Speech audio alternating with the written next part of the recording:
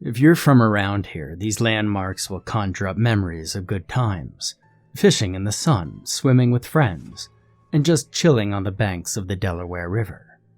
Milford Montague Bridge, Minisink Island, River Beach Campground, Stokes and High Point State Forest, Milford Beach. Lazy days in the sun, floating on inner tubes, laughing with friends. Those days of summer that seem endless when you're young. Here in Milford and Montague, those landmarks, or at least some of them, embody our good times as youngsters, and the memories we'll hold dear all through life. At the heart of all those landmarks is the Delaware River. You hear the gentle rush of the water. Can you feel the warmth of the sun on your shoulders? Then, as the sun sets, hear the lonesome call of the owls, the chirring of the crickets and cicadas.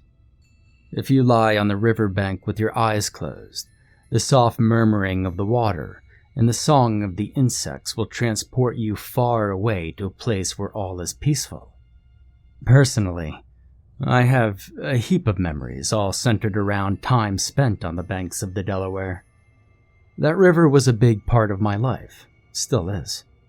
A long time ago, when I had just gotten my driver's license, me and some of the guys started a little tradition during July.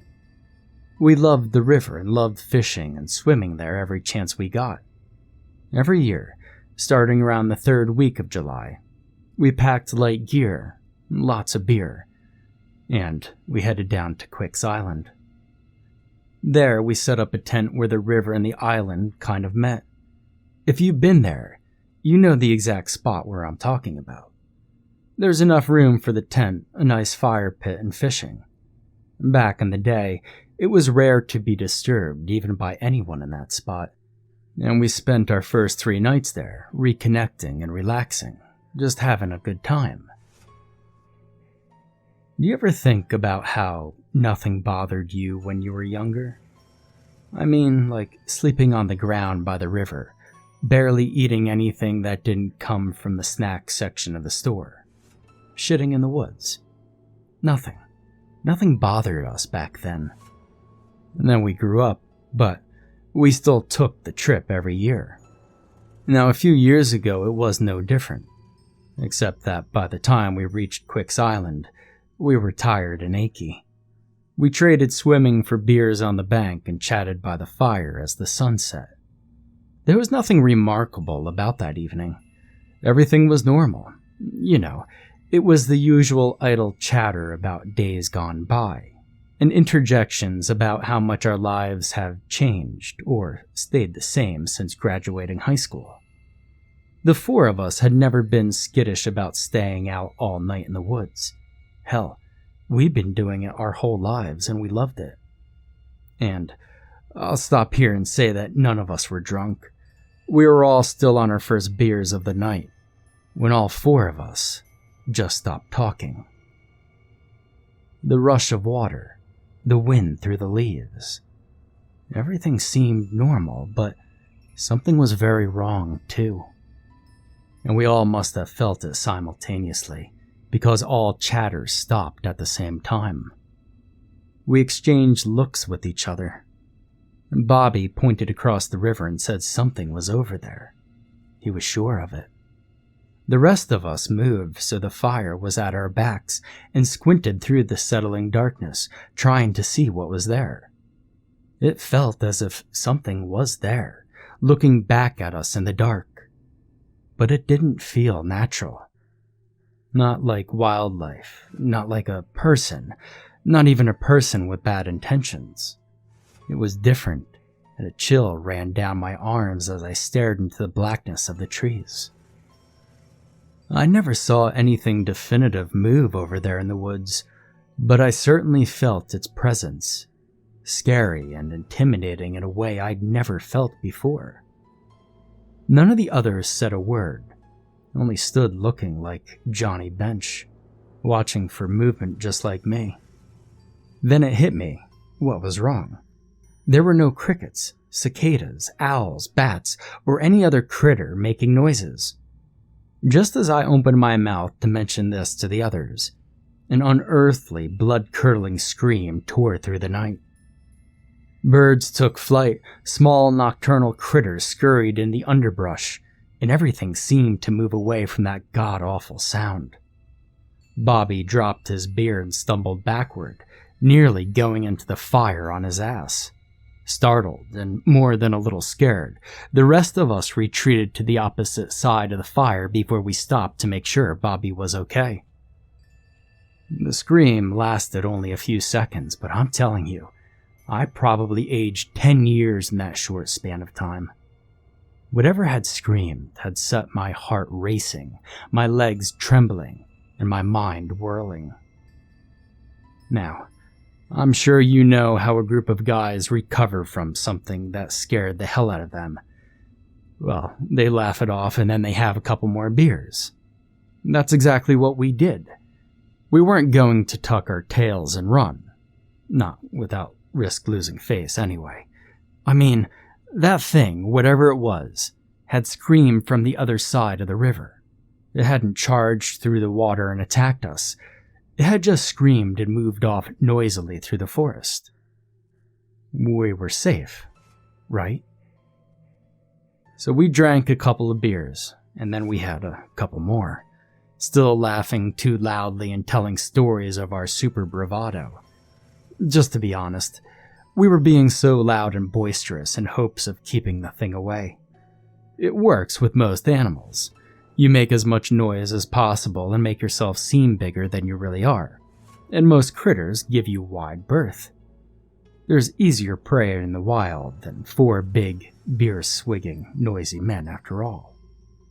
The sun set behind the mountain, leaving us at the mercy of the nearly full moon and our low-burning fire. The conversation waned a bit, the laughter lagged and finally died completely. The small logs and branches on the fire popped and snapped as loud as gunshots.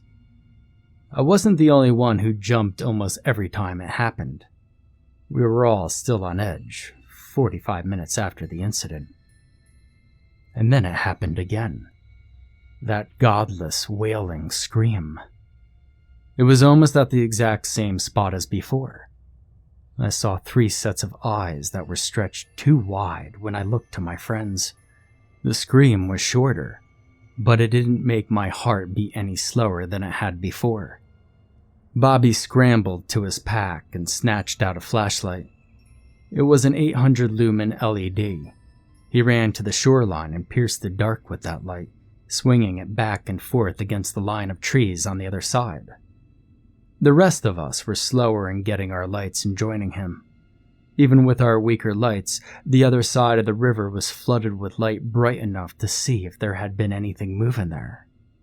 There wasn't. Bobby suggested that we go across the river and hunt down whatever was over there. Brad and Jamie were all over that suggestion like flies on roadkill. I, however, was not so keen on hunting anything that could make such a horrendous sound, especially not in the dark and in the woods. I made my argument and they branded me a wimp, telling me to stay and babysit the fire and beer, that the real men would be back soon. Well, that didn't fly. I flipped them off and joined their little suicidal search and destroy party. We had to walk downstream a couple 100 feet to the shallow crossing spot. And, well, I'd be lying if I said I wasn't terrified.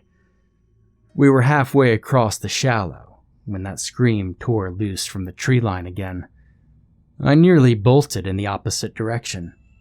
If Brad hadn't been there in my way, I might have. The thing had tracked us downstream. Bobby's light was on the spot before the sound stopped. There was still nothing to be seen. He ran in great big goofy strides through the rest of the water and fumbled to the shore, falling as he shone his light deep into the woods. Bobby and Brad had rifles. I'm not sure that made me feel safe, either, as we all had been boozing up pretty heavily back at the fire. But it was all we had if the thing rushed us. We all ended up on the other shore, panting and shining our lights into the forest. I saw nothing. Not even a possum. Bobby was laughing and turning back to say something when it screamed again, lower and farther into the woods where the ground started its incline. Immediately, all lights fell on the spot where the noise came from. And again, there was nothing but 4 beams of light in a whole bunch of woods. Leading the pack, Bobby set out toward the incline with our lights sweeping the landscape in front of him. We reached the spot and stopped, searching even up in the trees and behind a set of huge boulders. Those were the only places anything of size could have possibly taken cover, yet there was nothing. The sound came again, this time from higher on the slope, and sounding much lower in volume than before. Bobby took this to mean the thing was afraid and was running from us. Naturally, he gave chase and we followed. Shortly after that, Brad was telling stories his grandmother had told him years ago. Family legends, if you will. Now, I loved the old woman, but she could scare the color out of your hair with some of her stories, and I really wish Brad would shut up about it while we're chasing an unknown creature in the dark through a forest none of us were very familiar with. After a while of tracking the thing, Bobby started saying that someone was just messing with us, and that we were doing nothing more than snipe hunting on a grander scale. It was probably the beer talking. Nevertheless, we continued to hunt for it, and Brad kept on with his stories. The next time the scream came to us, it was more of a haunting, ethereal wail. If you can imagine the sound a woman would make if someone were cutting her fatally and slowly with a knife. The sound didn't die down quickly that time. It lingered and echoed, fading out as if the volume were being turned down. At least Brad shut up, and Bobby stopped running headlong toward the noise. I tried to talk some sense into them, but it was no use. Instead of listening, they ran faster toward the sound. If it was a woman in trouble, they were not going to leave her to her fate. Me, on the other hand, I never believed it was a woman. It was some hybrid monster from Brad's horror stories. I was certain whatever it was luring us into some sort of trap. We were too far from camp for me to turn back on my own, so I reluctantly followed them deeper into the woods. Old and new growth mingled together in a dense, nearly impassable thicket for a few 100 feet. The air had sprouted icy fingers and I was chilled to the bone. The air that had earlier been mostly still had gone restless. Walking about the woods, rattling leaves and rustling the debris on the forest floor. During that time, no one was talking, and it only made the absence of other sounds, normal sounds, stand out more in my perception. Our walking had slowed to a snail's pace as we made our way through the thicket. The wind died down, the icy fingers retracted, and the atmosphere became lighter. I could breathe easier. That didn't last long. The scream ripped through the night again and emanated from a dark outcropping of rocks 15 feet away. Bobby swung his light around.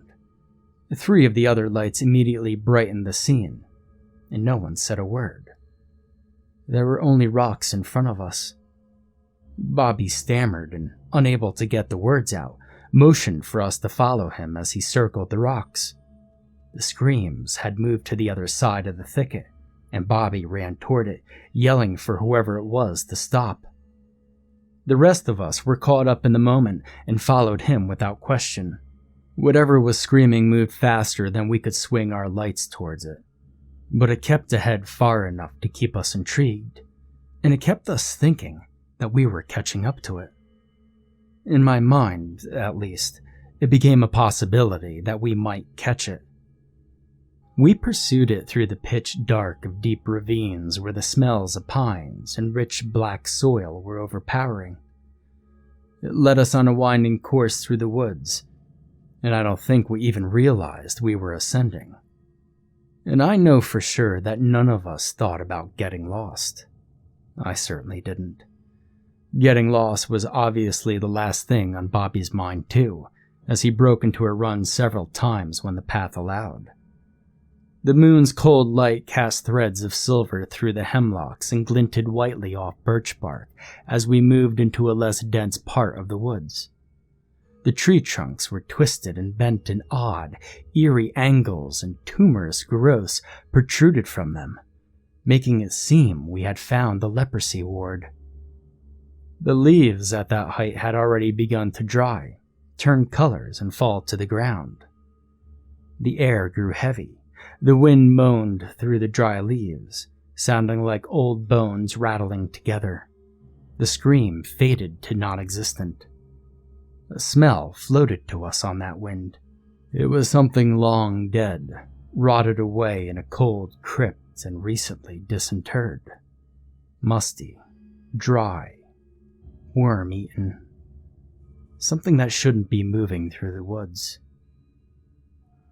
We had unconsciously drawn together in a circle with our backs to each other as the scream sounded far off, as if leaking into our world from some other realm, descending into another shadowed ravine.